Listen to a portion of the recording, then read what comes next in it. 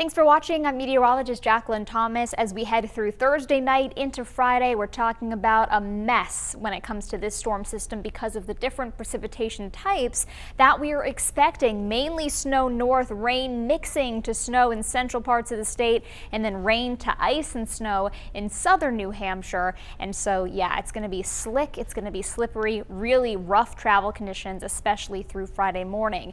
And part of that is because we're talking about sleet and freezing rain. Now, the difference between the two has to do with how much cold versus warm air we have above us. With sleet, there's a little bit more cold, and that allows for those ice pellets that you see coming down. With freezing rain, it's warm enough that you see rain coming down, and then that rain freezes on the surfaces, creating that glaze of ice that we get. And here's a closer look at how this all happens. So today, you may have noticed that there was some warm air in place, right? It was a little milder. We got back above freezing. Well, we have this warm air all the way to the surface. So southern parts of the state have been seeing rain through Thursday afternoon, but now we've got a cold front coming through, and that's bringing in some colder air. So as that colder air starts to nudge its way in beneath the warm air, you start to see that messy mix and that change in precipitation type.